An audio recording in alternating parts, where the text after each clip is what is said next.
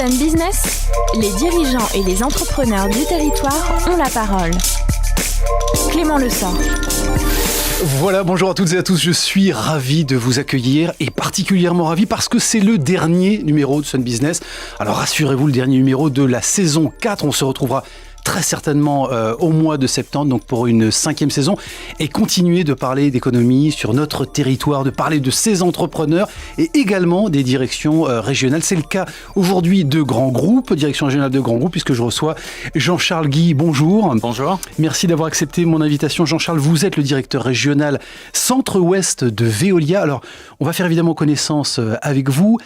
Déjà, votre terrain de jeu, quand on dit Centre-Ouest, qu'est-ce que ça veut dire ? C'est 18 départements, c'est bien ça ? C'est bien ça, 18 départements, c'est les régions Bretagne, Pays de la Loire et la région Centre, en y rajoutant les Deux-Sèvres et la Vienne, et je suis basé à Nantes. Bon, on va présenter rapidement les métiers de Veolia. Vous vous adressez d'abord aux collectivités locales et aux entreprises. Ce sont ça vos clients, hein ? Nos deux clients majeurs, c'est les collectivités locales, effectivement sur de l'exploitation de services d'eau et d'assainissement, mais aussi les industriels, sur les mêmes thématiques, avec un sujet aussi travaux, parce que du coup, on intervient aussi pour réhabiliter des usines, construire des réseaux. Donc ça, c'est nos métiers principaux. Alors, vos métiers principaux et votre fonction, vous, de directeur régional, à quoi ça ressemble ? Peut-être ça peut être la question facile, évidente, mais à quoi ça ressemble une journée d'un directeur régional chez Veolia ? Est-ce qu'il y a une journée type ? Non, il n'y a pas de journée type. Ce qui fait la beauté du métier, c'est qu'il n'y a pas de routine. C'est des longues journées, parce qu'on commence souvent tôt et notre fonction nous amène aussi à travailler le soir, puisqu'on a aussi des colloques, des réunions, des séminaires.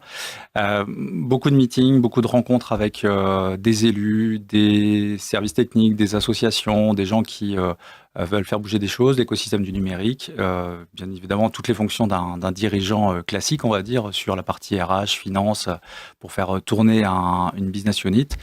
Mais mon métier est essentiellement tourné vers l'externe, avec beaucoup de réseaux et de relationnel, qui fait effectivement le charme de ma fonction. Bon, une fonction finalement diplomatique, institutionnelle, pour représenter Veolia en région aussi, sur le territoire ? Alors c'est représenter Veolia, mais c'est aussi incarner quelque chose qu'on aimerait promouvoir. C'est un métier sur lequel on est très fiers, puisqu'on fournit de l'eau aux habitants, mais aussi à l'activité économique. Sans eau, il n'y a plus de vie, mais il n'y a pas non plus d'attractivité économique du territoire. Donc c'est un métier sur lequel on est fiers, qu'on a un peu oublié en France, parce que du coup, on ouvre le robinet et l'eau coule naturellement. Mais lorsque vous voyagez à l'international, on se rend compte que c'est quand même quelque chose de très précieux.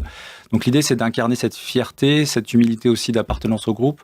Et moi, je suis assez fier de faire ça et d'embarquer aussi mes équipes dans cette aventure, parce qu'on a la chance de faire un beau métier qui est au cœur des enjeux environnementaux, non délocalisable, et qui peut créer de la ressource et de la richesse sur les territoires. Alors pour revenir sur votre profil, rapidement, mais c'est important quand même, un passage rapide chez Vinci, en début de carrière, et puis toutes vos classes chez Veolia pour la suite. Ça veut dire qu'on sait récompenser dans votre groupe la fidélité et donc la promotion interne ? Oui, moi j'ai la chance d'avoir... Vous en êtes l'incarnation ? Je suis peut-être le prototype des gens qui se sentent bien dans sa boîte. En tout cas, j'aime mon entreprise. Et j'ai eu la chance d'avoir différentes fonctions et j'ai bien envie de continuer dans cette voie. On a différents métiers dans l'entreprise. Ça va de la partie relations consommateurs à le collaborateur qui pose des canalisations, des fonctions support. Donc, on a de la promotion, on a effectivement de la reconnaissance. On doit aussi progresser sur ces sujets-là. On a aussi des sujets d'attractivité, parce que je suis plus non plus tout jeune, et du coup la nouvelle génération qui arrive a aussi d'autres aspirations, et on doit aussi travailler sur le fait de changer peut-être la culture managériale, la façon dont on approche la jeune génération pour les attirer chez nous et puis faire en sorte qu'ils se sentent bien. Est-ce que vous pensez qu'ils seront sans doute moins fidèles que vous, plus versatiles peut-être, en parlant de cette nouvelle génération qui arrive, parce qu'il faut recruter et garder ses talents chez vous ? En fait,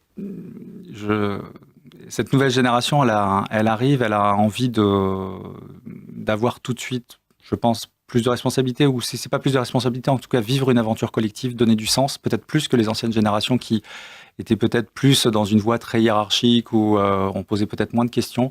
Là, il faut donner du sens, il faut faire vivre des aventures collectives, il faut aussi pouvoir faire en sorte de gérer du multi-projet, changer tous les 2 ans. Donc ça nous oblige à être inventif au niveau managérial, à faire vivre ces aventures. Et puis le turnover aussi peut avoir du bon. Il faut aussi, on a l'avantage d'être en France, mais aussi à l'international. Donc les jeunes aussi sont attirés sur le côté dimension internationale, puisqu'on a implanté dans 50 pays. On va pas forcément rentrer dans le détail technique, Jean-Charles Guy, mais il y a un plan stratégique qui s'appelle Ozon 2020. Il faut peut-être nous expliquer ce que c'est.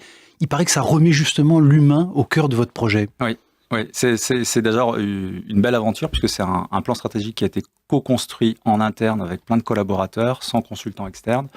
Ozon, il y a le on du collectif, il y a le O de on, et puis c'est oser la relance sur un horizon 2020 avec le 20 sur 20 qui vise l'excellence opérationnelle. Et en fait, les deux axes majeurs de ce plan, les trois axes majeurs, c'est positif, on croit à la relance. 2, on réancre au niveau local des territoires, 67 territoires à taille humaine pour faire en sorte qu'on libère les énergies au niveau local et on change la culture managériale, on passe de la défiance à la confiance, on essaie de responsabiliser nos collaborateurs justement pour les embarquer dans cette aventure collective et on pense que ce changement de posture fera en sorte que notre entreprise pourra effectivement avoir une croissance pérenne au cœur des territoires et attirer de nouveaux talents et offrir de belles perspectives pour nos collectivités ou nos collaborateurs. Parce que vos métiers sont en train de changer, Jean-Charles Guy, justement, et eu égard aux transformations digitales, on va en parler dans un instant, mais au niveau managérial, vous avez dû faire le pivot après une période plus compliquée, plus complexe.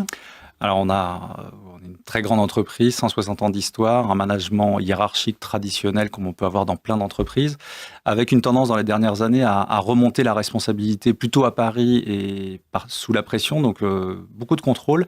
Et là, on change de paradigme, on inverse. Une vision jacobine. Clairement. Et là, on change complètement le paradigme, on inverse la pyramide, on considère que la décision doit être prise sur le terrain.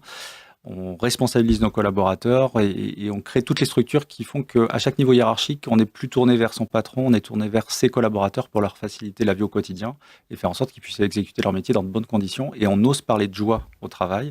On a lancé un petit guide qui s'appelle l'entreprise joyeuse parce qu'on pense que la joie est source de performance et d'épanouissement dans l'entreprise, mais aussi à l'extérieur de l'entreprise. Mais alors, au-delà de l'incantation, comment est-ce qu'on fait, Jean-Charles Guy, pour remettre de la joie concrètement dans le quotidien auprès de ses collaborateurs? Ça se décrète pas. Il faut déjà avoir la sourire et y croire, mais c'est la technique des petites victoires, des petits pas. C'est commencer à demander l'avis à ses collaborateurs, commencer à faire en sorte que des décisions qui étaient prises de façon unilatérale soient plus expliquées, de donner du sens, d'essayer de valoriser lorsqu'on gagne quelque chose. C'est peut-être des petites victoires et des grandes victoires, mais aussi de donner le droit à l'erreur, donc de libérer petit à petit les énergies. Donc ça passe beaucoup par de la collaboration, des ateliers d'intelligence collective, des voyages un peu apprenants pour nos managers parce que c'est eux qui incarnent ce changement. Donc on a une sorte d'école du leadership qui est en train d'être construite. Donc c'est vraiment des petites victoires qui font que ça amène des grandes victoires, que les gens se disent c'est en train de changer. Et ça change déjà parce qu'on a des appels d'offres que l'on réalise avec nos collaborateurs qui nous accompagnent aussi pour défendre nos contrats auprès des collectivités. Et ça, c'est vraiment nouveau et ça donne la pêche. Jean-Charles Guy, vous avez été collaborateur. Aujourd'hui, vous êtes le directeur régional donc chez Veolia. Est-ce que c'est facile de lâcher prise ? Je pourrais vous mentir, mais non. C'est vraiment pas facile. C'est un combat quotidien. Ça nécessite effectivement de laisser le temps à nos collaborateurs de faire le cheminement eux-mêmes et de pas leur mettre la solution sous les yeux. Il faudrait déjà que ce soit la bonne solution.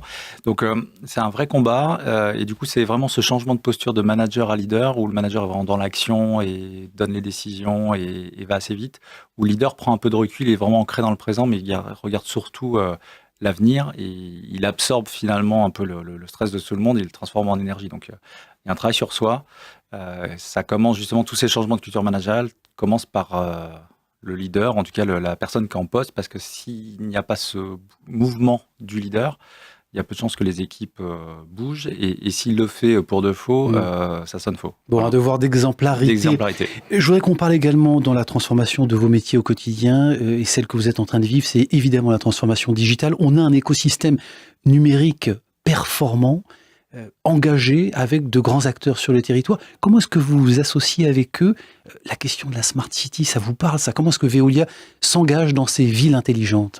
Alors on s'engage pleinement parce que c'est au cœur de nos enjeux, la ressource en eau, et je pourrais inclure aussi la partie déchets sur la Smart City. On a une approche très pragmatique, c'est territoire par territoire, où on se dit que notre groupe doit avoir de la valeur ajoutée et cette valeur ajoutée doit être partagée avec nos élus et l'écosystème. Et il nous arrive en fait de construire des workshops d'innovation pour voir quelles sont les parties prenantes avec qui on pourrait travailler.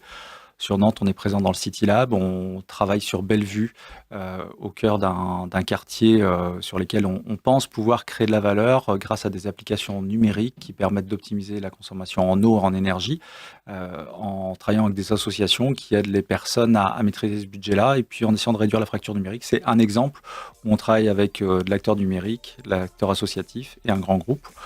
Mais on est positionné aussi sur la Baule, sur la plage, où on va essayer de transformer la plage en Smart Bay, première plage connectée d'Europe. Jean-Charles Guy, directeur régional de Veolia, merci beaucoup d'avoir été avec nous pour ce dernier numéro donc, de Sun Business saison 4, je le disais. J'en profite évidemment pour vous remercier pour votre fidélité, remercier Vincent Levesque qui était fidèle au poste à la réalisation pour l'ensemble de ces émissions et sur l'ensemble de la saison, remercier les équipes de Sun pour leur professionnalisme et j'en profite également pour vous préciser que le jingle que vous entendez chaque semaine, que vous êtes en train d'entendre derrière ma voix, il a été réalisé par un artiste talentueux, nantais, puisqu'on consomme local, mais qui évidemment s'exporte à l'international. Il s'appelle One Up et je le remercie encore d'avoir créé cette petite musique que vous entendez donc en introduction à la conclusion de ces émissions. Quant à moi, je vous donne rendez-vous donc au mois de septembre pour le démarrage d'une 5e saison. On va continuer évidemment de parler d'économie et de notre territoire. Donc vive l'entrepreneuriat, vive les entreprises. Je vous souhaite à toutes et à tous un très très bel été. À bientôt.